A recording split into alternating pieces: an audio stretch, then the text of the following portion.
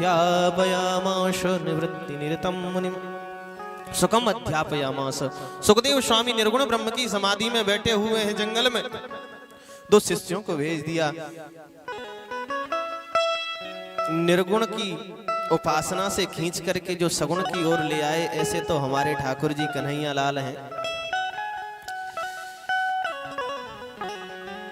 सुखदेव स्वामी के शिष्य ने जाकर के बड़ा सुंदर श्लोक गाया। ध्यानावस्थित सुखदेव स्वामी इनके सामने एक ऋषि कुमार कहते हैं, बरहा पीडम नटवर वपुः कर्णयो कर्णिकारं बिभ्रदवासकनककपिशं वैजयन्तीं च मालाम् रन्ध्राणवेणोरधरसुधया पूरयन् गोपवृन्दै वृन्दारण्यं शपदरमणं प्राविशद गीतकीर्ते। हमारे कन्हैया बहुत सुंदर हैं। बोलो राधे राधे।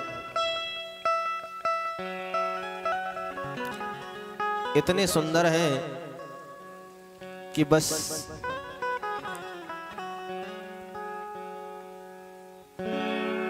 जिस समय श्री रघुनाथ जी महाराज पुष्प वाटिका में पहुंचे थे तो सखी देख करके आ गई थी। तो आकर के बस उसने एक ही बात कही, श्याम गौर किमि कहूं बखानी गिरा अनयन नयन बिन बानी। जिसने देखा है वो बोल नहीं सकता, और जो बोलना जानती है उसने देखा नहीं है, उसकी आंखें नहीं है। ब्रज की ब्रजांगनाएं कहती हैं, नंद लाला तुम होते लली तो गरे कट जाते करोड़न के, सुंदरे क्यों न सुंदरम। हम लोग सजते हैं सुंदर दिखने के लिए, पर ठाकुर जी को सजने की आवश्यकता नहीं है। परम पदम भूषण भूषणांगम। भगवान के तो श्री अंग विग्रह पर जाकर के भूषण आभूषण भी आभूषित हो जाते हैं। बड़े ही सुंदर हैं श्री श्याम सुंदर।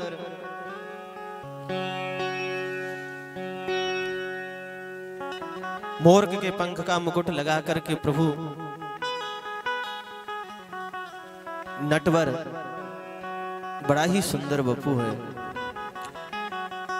दोनों कानों में कनेर का पुष्प लगाए हुए हैं। रंध्रान वेणोरधर सुदया पूरयन गोप वृंदई। बड़ी सुंदर मुरली बजाते हैं, बड़ी अद्भुत। ये मुरली कैसी है जिसके सामने ब्रह्मानंद और विषयानंद दोनों अणु हो जाए। एक बार मुरली का नाद जो सुन ले बस उसी का गुलाम बन जाता है।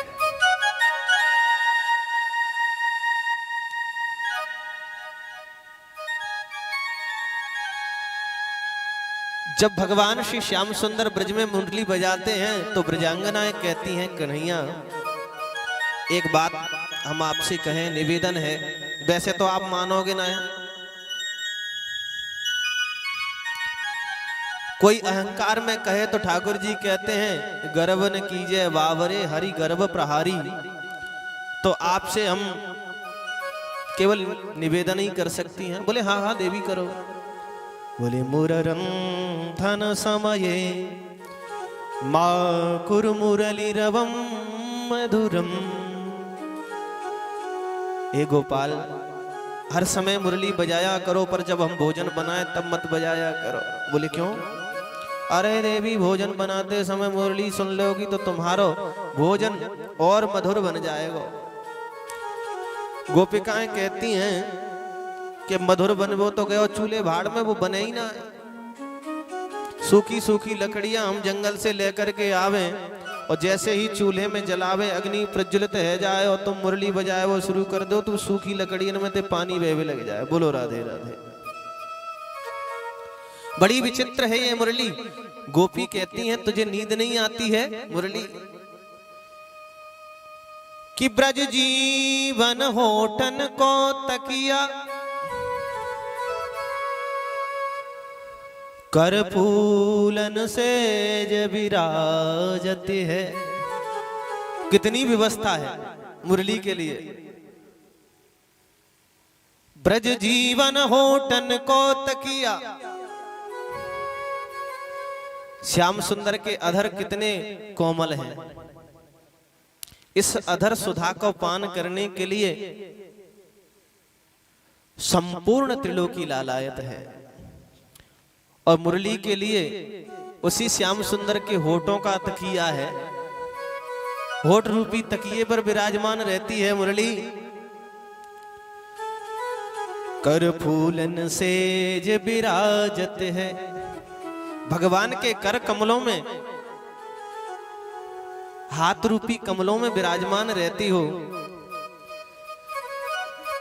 शीतल मंद सुगंध भरी अलकावली पौन डोरावती है।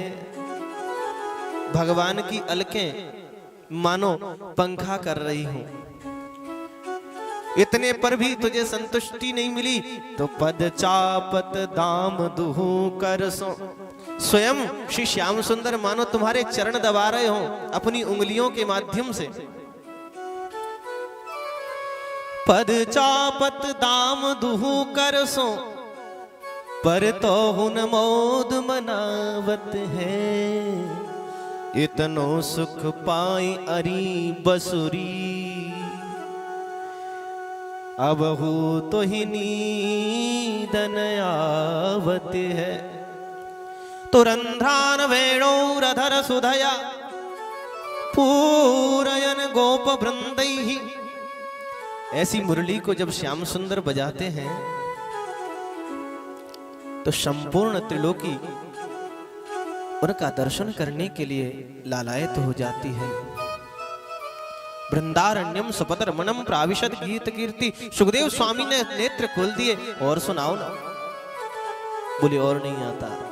सुखदेव जी ने मन में विचार किया कोई सुंदर होगा तो अपने लिए, जब तक उसके स्वभाव का पता नहीं चले तो प्रेम करना ठीक नहीं है। केवल सुंदरता पर ही प्रेम करके चले जाएं, पता चले कि स्वभाव उसका ठीक नहीं है तो फिर पीछे परेशानी होगी कि नहीं। बोलो राधे राधे।